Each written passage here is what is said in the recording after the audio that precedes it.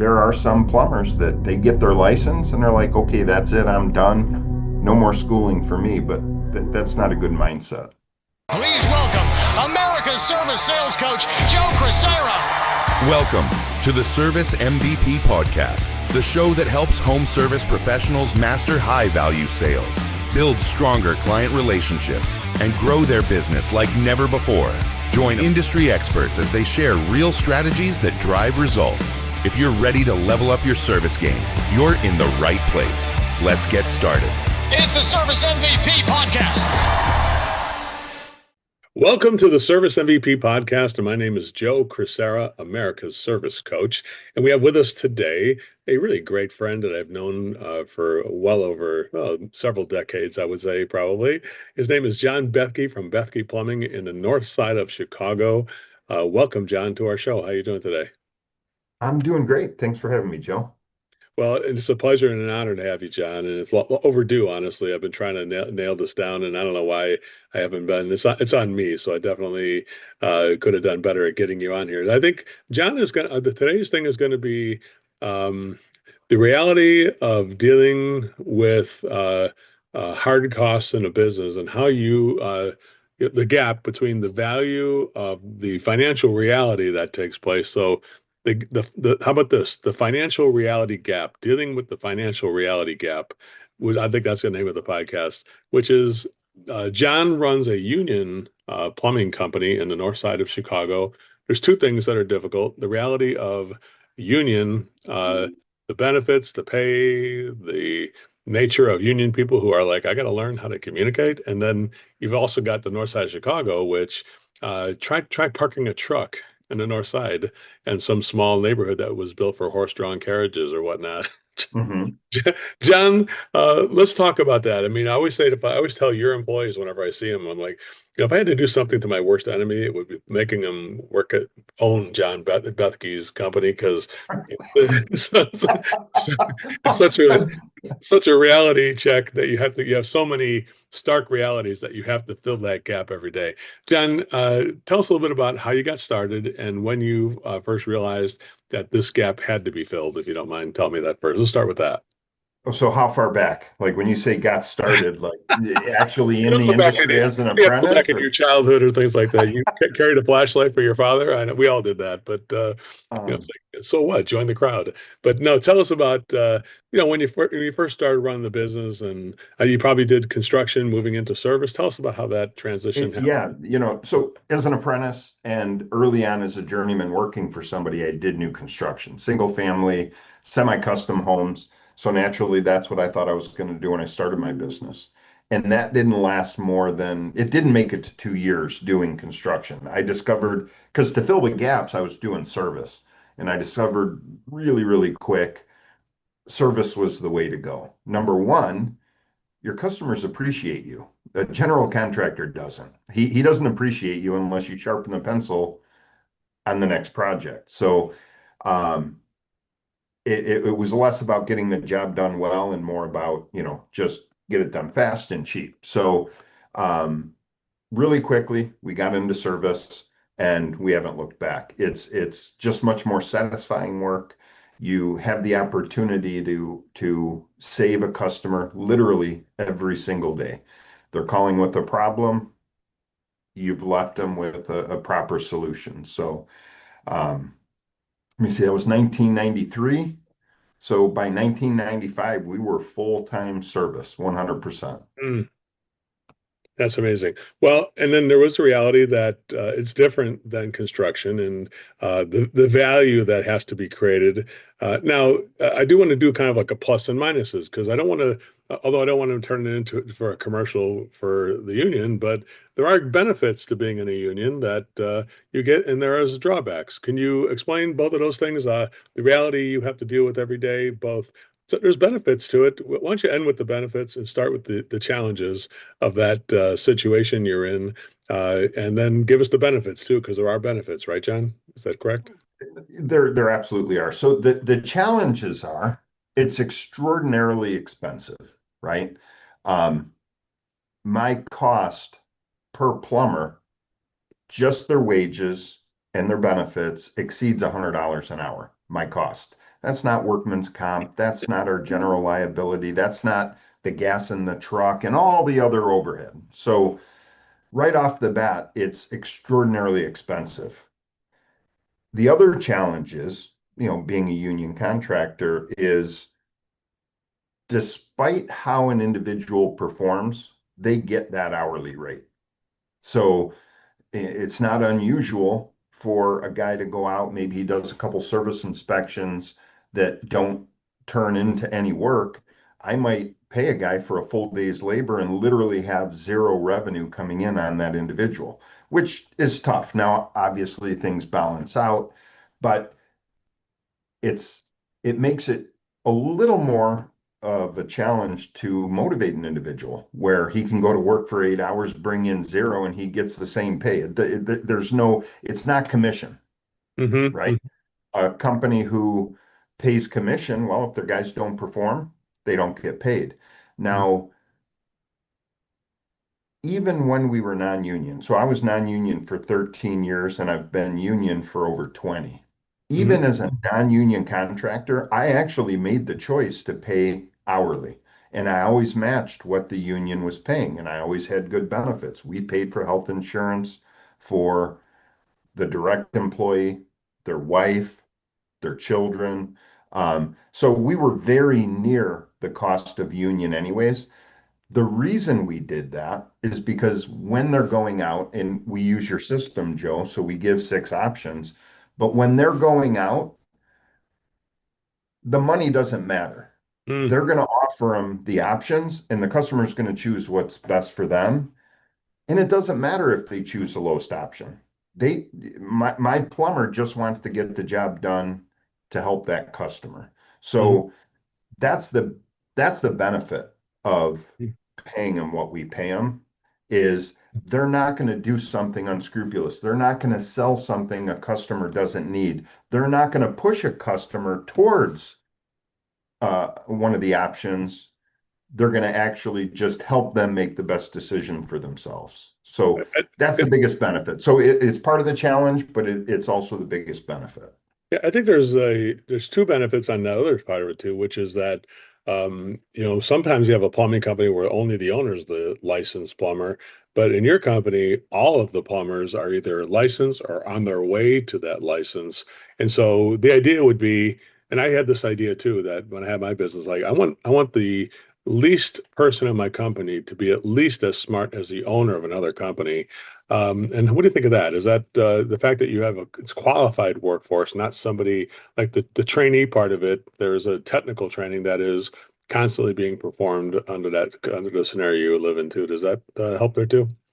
There's not another company that has better trained people. So, you had said, you've got your licensed journeyman and other people on their way. Well, they're licensed as well. They're just licensed apprentices, I see. right? With X number of years. So literally 100% of my workforce that's in front of a customer is holding a license. 100%. And you don't see that in the rest of the world. In the rest of the world, like you said, you might have one or two licensed plumbers and a dozen other people doing work out there. So I want everybody to come to the next Total Immersion, the life-changing event where you increase your sales and your personal growth. What should we do?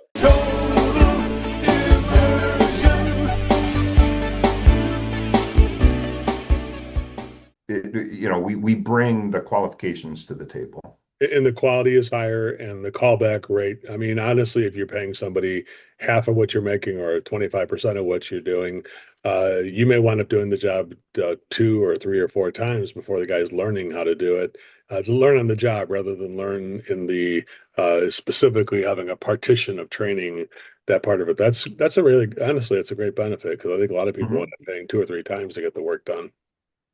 Right. Well, paying 2 or 3 times to get the work done, they're the guinea pig, right? They're training a guy in their home on their plumbing, and think about the exposure, the risk, right? That guy who's not qualified, the mistakes that person could make, the damage they could do in somebody's home, right? So naturally, the contractor is going to have insurance, but think of the inconvenience. They take out a ceiling, a floor, it's not right sending unqualified people out to do the work that we do. It's too important. But this is the Service MVP podcast, and usually we do have a focus on the sales aspect of, to the gap, obviously, between the cost and what we need to get financially is going to be done with these customer service experience, which some people would call sales. But honestly, I don't really believe people sell. I think people sell themselves on the kind of quality they're seeing in front of them. So, John, when was it that you first realized that, we do a great job of having a qualified workforce, but I have to go above and beyond that myself and do training of my own, which is not provided by any other technical resources, that you have to create your own resources to make sure that the customer service experience is done. When did that become apparent to you?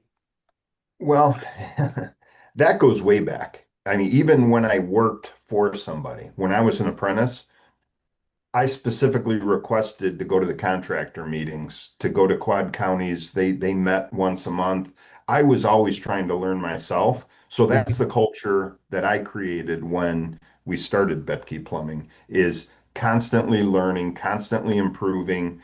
And since that just kind of was the way we do things, teaching them how to better present, how to give proper options, expand their mind around, okay, a lot of plumbers go in and here's status quo. You got a 40-gallon water heater.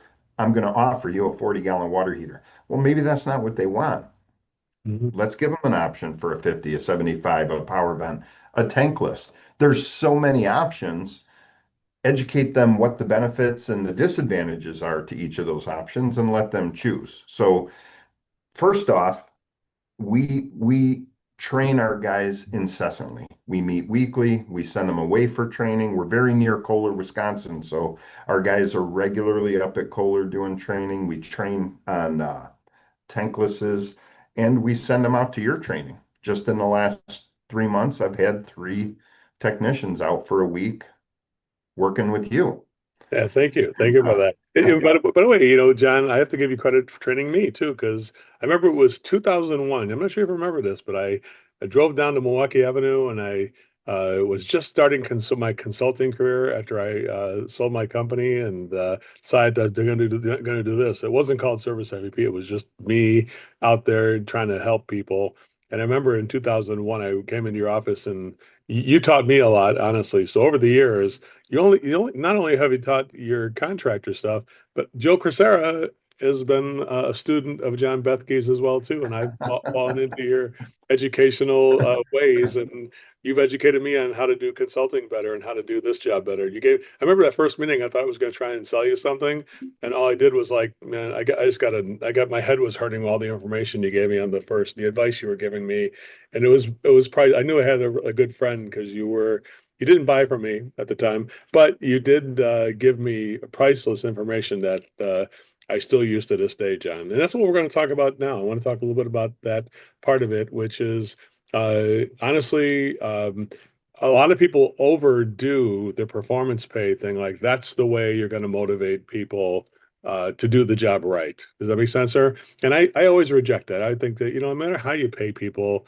it's like got to be an intrinsic motivation inside people to want to uphold something like the license they have, like because the license is not like something you just get and keep. It's something you have to earn the right to keep. Could you talk a little bit about that and how that standard hopefully drives? How do you connect the licensing with the intrinsic motivation that's inside of somebody to want to exceed? Tell us about that. Well, I'm going to pull the union back in on that because they continue to offer their technical education as well. So you get your license, you have to get continuing, like a doctor might have to get a certain number of continuing education hours a year, attorneys, and any professional has to. Our plumbers do too. And we actually, at Baethke Plumbing, I require our employees to get 8 hours of continuing ed a year on their own time before we'll start paying for continuing ed where we send them away like to CU or to go to Kohler. So it's constantly evolving. And if you don't have that kind of mindset where you're trying to grow and improve, you don't have a place at Baethke. So it's kind of like if you don't invest in yourself somewhat, show us that you're willing to invest in yourself, and then we feel like you'll be worthy for us to invest in you too. Is that kind of like your thought? 100%. Would you, if your physician, your doctor, your general practitioner, if you found out he graduated back in 1993 and he said, okay, I'm done. I'm Uh-huh. not going to go learn anymore. I just went to school for whatever, 12 years. I'm done. You wouldn't feel comfortable going to him anymore. There's too many things that we learn over time, too many changes in each and everybody's industry.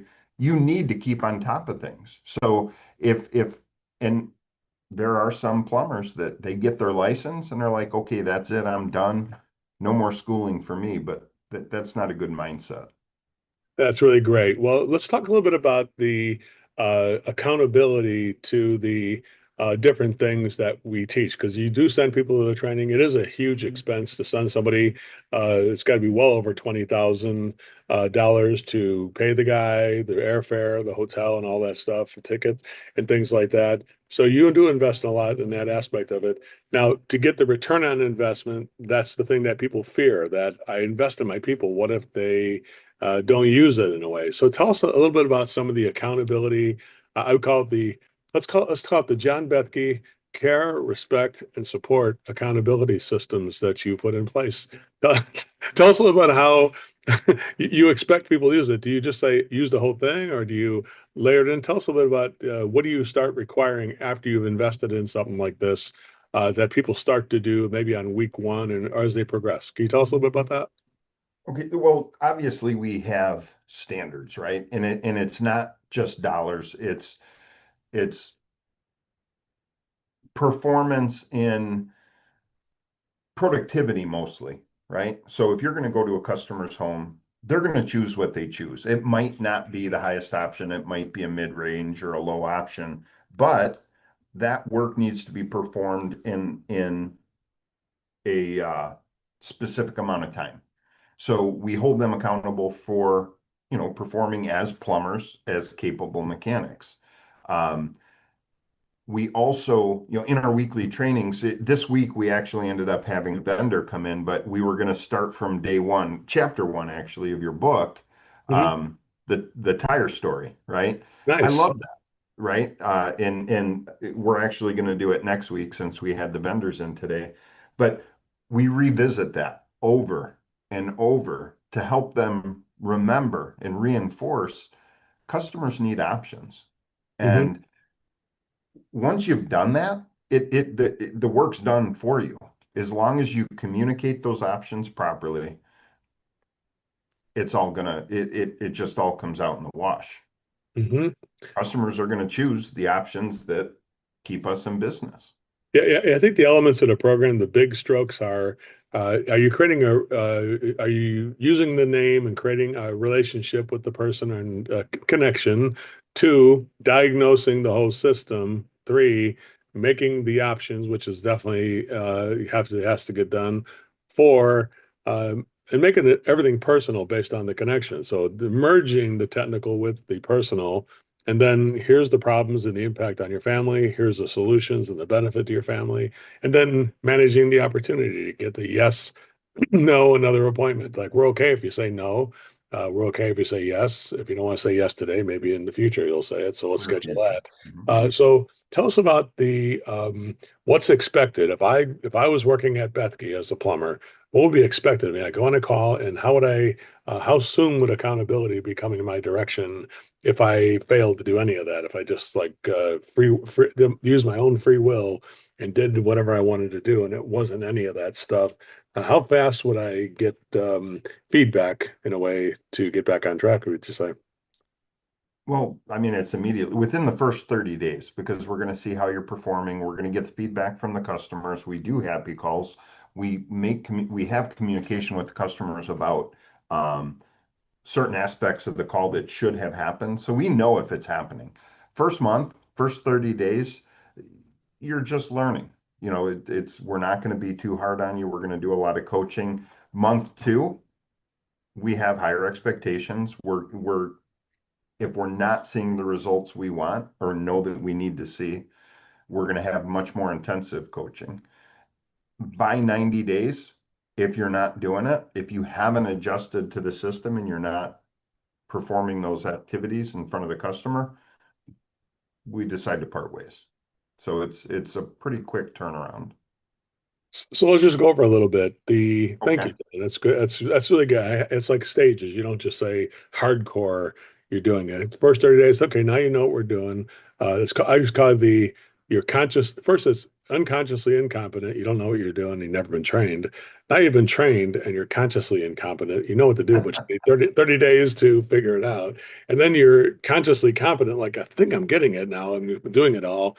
And then there's unconsciously competent where you just got it, right? That kind of smooth skate, you're skating on ice and you can do twirls and all kinds of stuff, like that, like Kobe Bryant or Michael Jordan or, something like that. So let's talk about, like, for instance, if once I am fully trained and I've demonstrated that I've been tested, because that's part of what I think we agree on. In a union environment, you have to get tested to get your license or to get updated in your training. You don't just get training and without testing, they test you. And here at Service MVP, we test people too. We graduate people too. Like, you're not going to get on my class. I told the guy last time, it's like, well, I'm not sure if you want to do it, but you better figure it out by Friday, because you're not going to go. You're going to go back either with a certificate or not. And I'm not going to give John Baethke a certificate to somebody who hasn't got through this at all. So I said, I know better than that. So I've been trained by you to not do that. So let's say I go out there and you're diagnosing the main problem. Something's restricted or fractured or leaking. And then most plumbers, that's all they do is just that one problem. And then we're saying that you go beyond the problem to find a permanent solution. The temporary solution, or maybe the 1 year fix, is just fixing the problem. The permanent fix is replacing it or renovating the problem in a way. So how do you, like, if I did like a situation where I was trained and I do everything right, and then all of a sudden one day I just did, I just said, yeah, they just had a bad flapper on the toilet, John. What could you do? He doesn't talk about how old the toilet was. He didn't say, um, what kind of toilet it was and if it fit the client very well. He didn't go beyond. You see, he cut corners on the diagnosis. What's the mechanism inside the company that says, hey, we have a boundary here. We have to do this right. When does that occur? Does that happen after I've been trained and I've been tested already? How soon would I be in touch with the reality that I can't just continue with my day at that point? What happens there?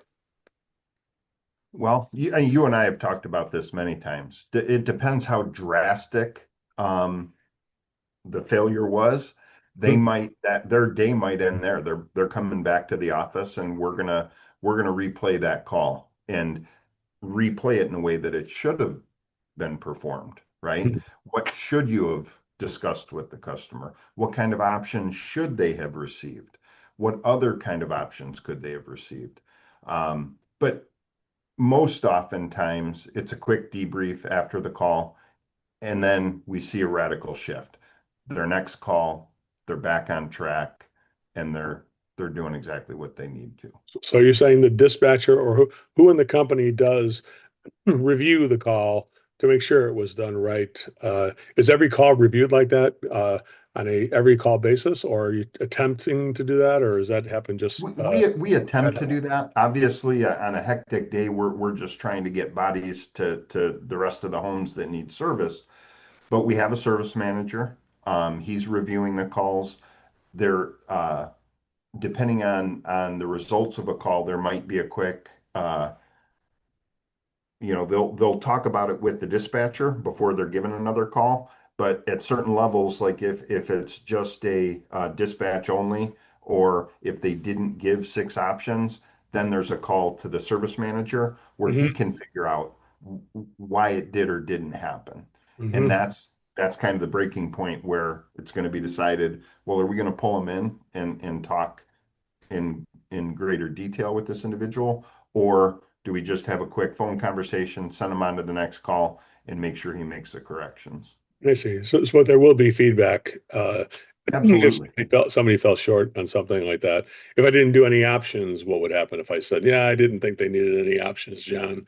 I just put the flapper in. That was all they did. That's I just did I just did that it. doesn't happen. Like I maybe just maybe I'm just lucky, Joe, but if I did do that, John, I'm just trying to. I'm speaking for all the other plumbers out there who are like, I can't get my guys to stop just putting in flappers. I mean, what is the John Baethke way to stop that kind of behavior? Where John, it was just a flapper. What are you supposed to do? You couldn't sell anything on that one. What do you? I know it's not you at all, but I do want you to speak to inspire the other plumbing company owners as to how important is it that what would you do there at that point if I did something like that? that just wouldn't be accepted. There are very rare situations where you might have as few as three options. We would have to hear those reasons and make sure they were legitimate. Um, but one option? No, there's never just one option. So that wouldn't be tolerated. Um, and honestly, it's hard for me to even put myself in that position because the way we train our guys, they wouldn't do that. But I think that for the other contractors listening, that's the point you got to get to. You got to set the guidelines, right? And again, back to your tire story, chapter one, you don't just give an option to patch a tire. That young lady in your story takes her kids to school. She gets on a highway and she's got tires with 75,000 miles on them. You've got to think an option is replacing those tires for Hmm. safety.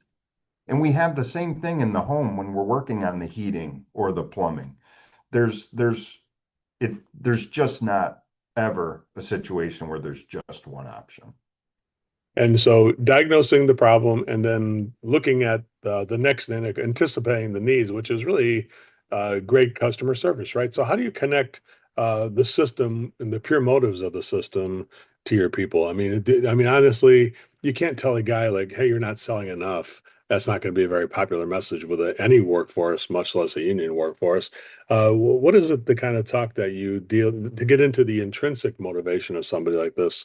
Who does give you some stress or resistance on things or lack of commitment there? How do you bridge the gap there to communicate that?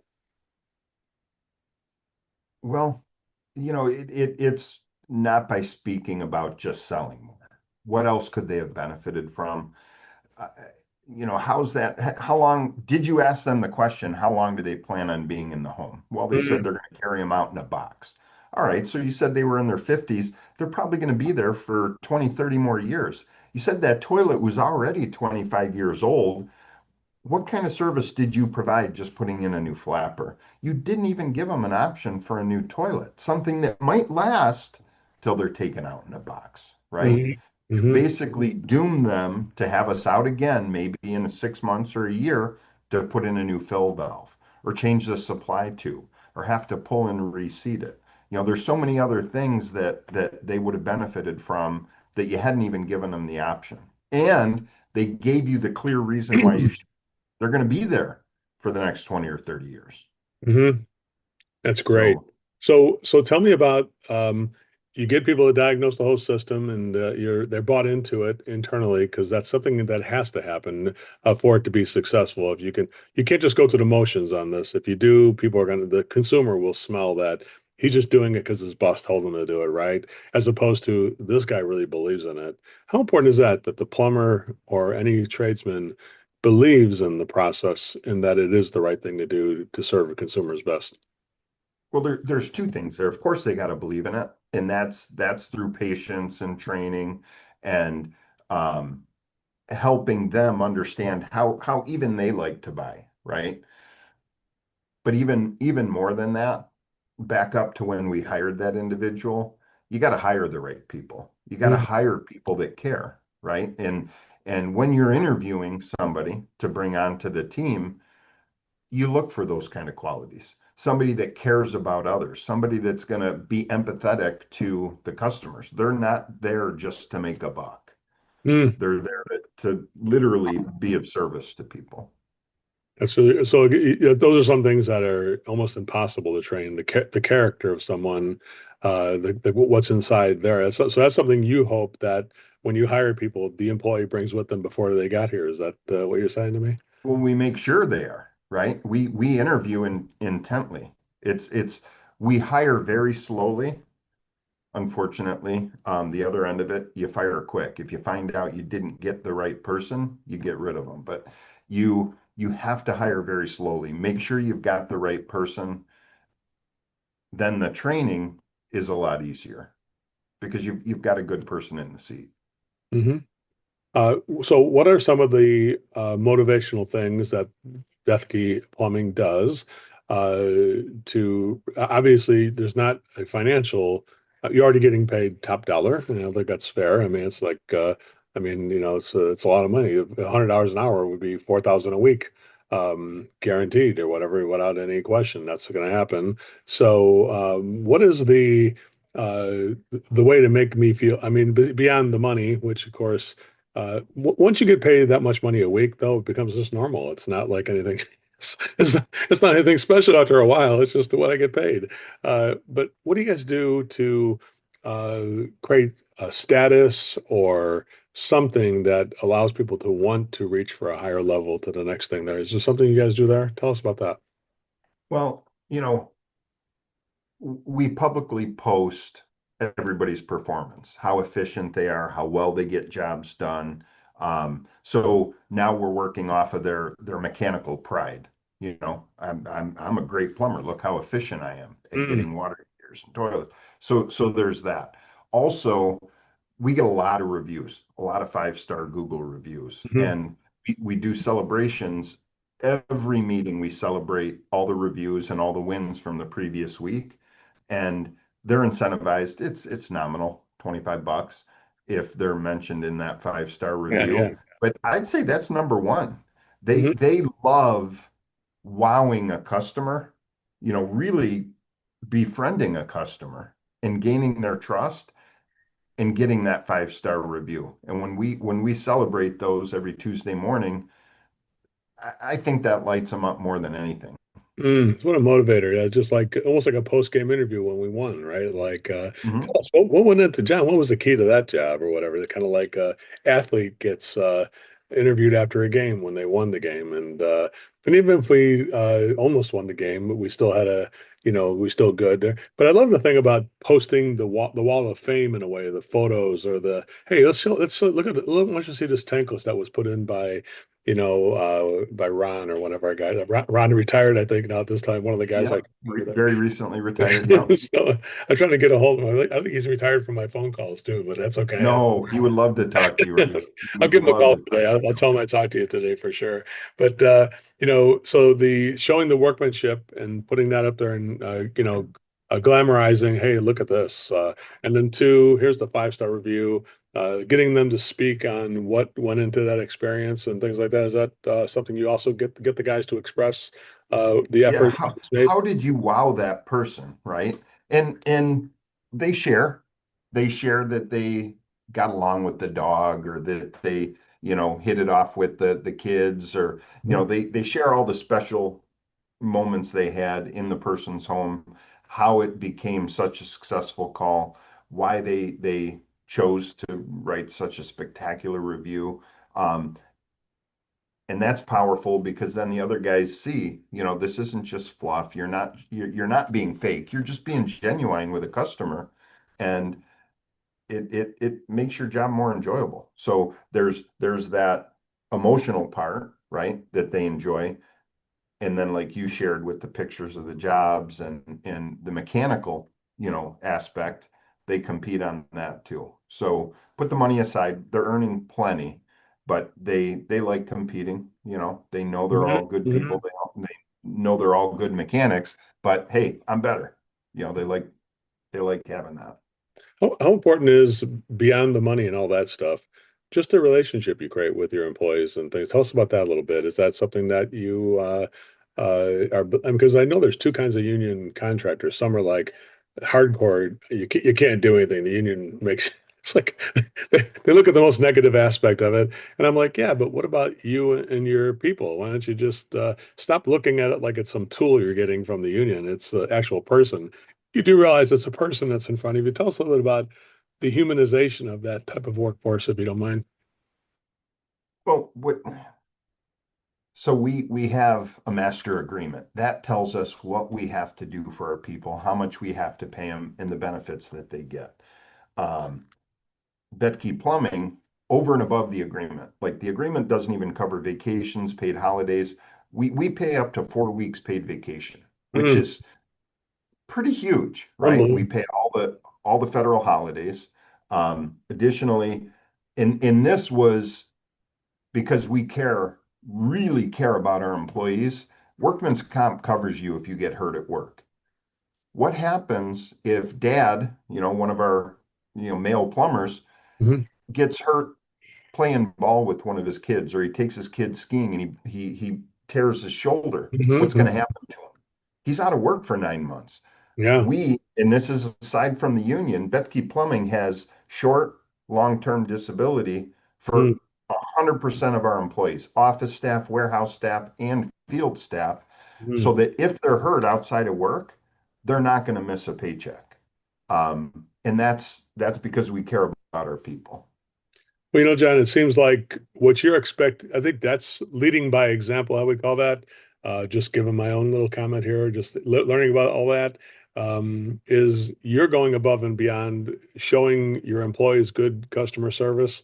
And there's an obligation that, hey, if I'm getting this kind of service at Baethke, the least I can do is tap into my intrinsic abilities to give service to my clients too. Is that, it seemed like the culture you're trying to develop there, John? That's what we're working on. So far, so good. We've got an awesome team. Let's compete to see if I can serve my client as good as John Baethke serves me. What a great place to work, John. Well, I tell you what, if you're ever in Chicago and you're just visiting as a sightseer, I'm sure John would love to welcome you through and have a conversation. He loves talking to other contractors and stuff like that.